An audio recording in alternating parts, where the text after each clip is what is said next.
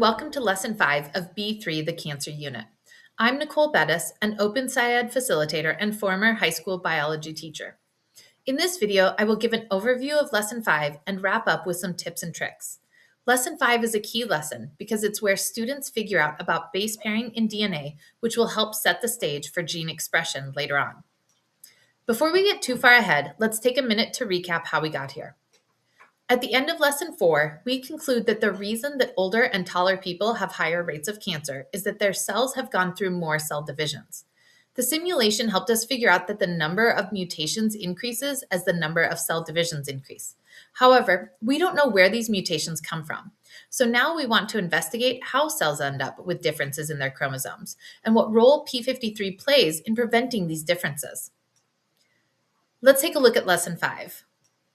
Lesson 5 takes 2 class periods.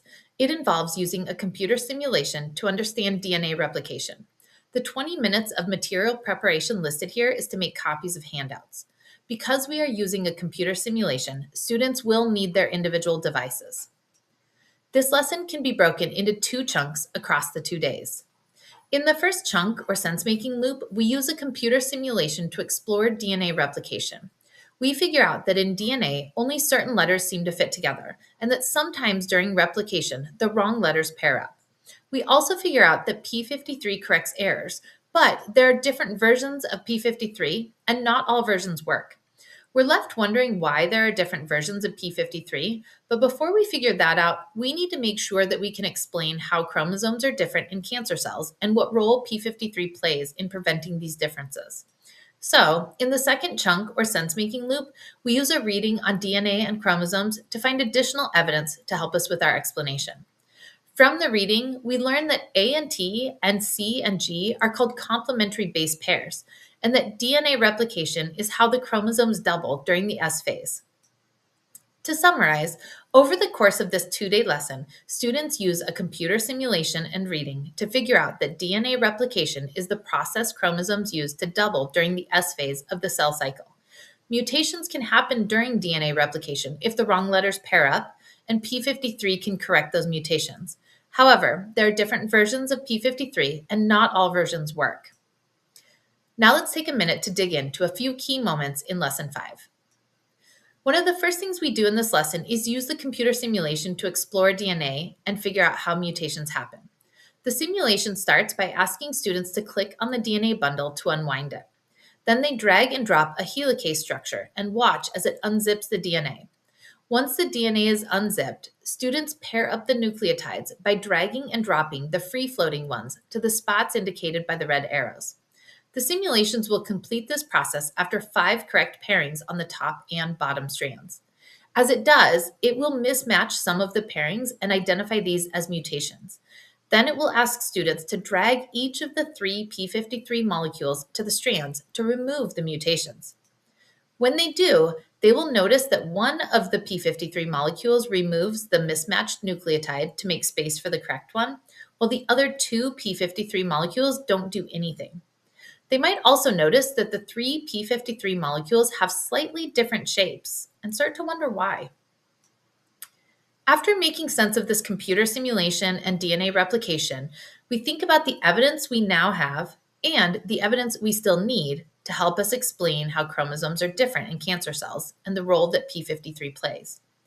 We end day 1 with generating ideas for a God Have It checklist for our explanation. Then we reviewed the checklist at the start of day 2 and share the places where we need additional evidence. Once we've identified where we need additional evidence, we use a reading about DNA and chromosomes to help fill in some of these gaps.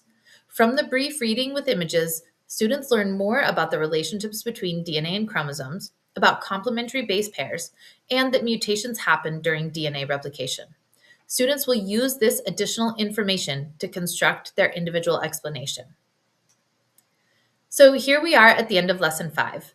Students are able to explain how chromosomes are different in cancer cells and the role that p53 plays in preventing these differences. They know that there are different versions of p53 and that the versions work differently, but they don't know why. So that's what we will be investigating in Lesson 6. Now that you have a better understanding of Lesson 5, I want to leave you with just a few tips and tricks. First, let's talk about the simulation. The teacher guide and student-facing slide deck include a short video to show students to walk them through how to use the simulation. However, both the simulation guidance handout and the simulation itself include instructions for students, so I haven't needed to show the video. Instead, I found it useful to just let students play around with the simulation for a few minutes and then address any questions they have about how to use it. For me, the most important thing from the video was to adjust the model speed by moving the ticker at the top of the screen. This is especially helpful when students are trying to drag and drop different free floating structures. They're so much easier to grab when they're moving slowly. If you do show the video, I suggest stopping it a minute and a half in so students don't see what happens when you drag and drop the P53 molecule onto the strand. Second, there are a lot of materials in the Lesson 5 folder, so I want to take a minute to highlight just a few of these resources. The explanation checklist template is the gotta have it checklist for the explanation. The teacher edition suggests having students write their explanations on a blank piece of paper, but I like to add a lined space underneath the checklist for students to write their explanations. To help some students in writing their explanations, there's a document titled Assessment Explanation Writing Support. This handout is discussed in a call-out box next to the section in the teacher edition, but I almost missed it. It provides sentence stems to help students get started in their writing, which was really helpful for some of my students. Students' completed explanations are a great assessment opportunity for the gradebook. When it comes to grading these explanations, the peer feedback rubric can be used as a teacher feedback rubric, or the midsection of the answer key can also be used as a teacher rubric.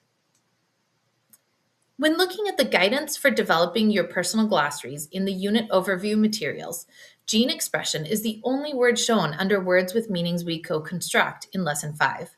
However, we don't actually talk about gene expression until Lesson 6. In addition, the Lesson 5 Teacher Edition provides guidance for adding DNA replication to students' personal glossaries, even though it isn't included in the guidance for developing your personal glossaries. Also, if students didn't add the 4 words from Lesson 4 to their personal glossaries, they can be added and the definitions can be co-constructed in this lesson. As for the words with meanings we encounter, we actually only encountered 2 of the 5 words listed in the guidance for developing your personal glossaries: helicase and complementary base pairs. The remaining 3 words will be encountered in Lesson 6. There are no posters to manage in this lesson. However, I like to have my students update their progress trackers at the end of each lesson, which is especially helpful when we get to the Lesson 7 consensus model later in this unit. Lesson 5 really sets the stage for DNA structure and function, which will help students in the next lesson as they work through gene expression to figure out that mutations in DNA can lead to mutations in proteins. In the Lesson 6 video, I will be talking about the kinesthetic model that students use to learn about gene expression, so I hope you check it out.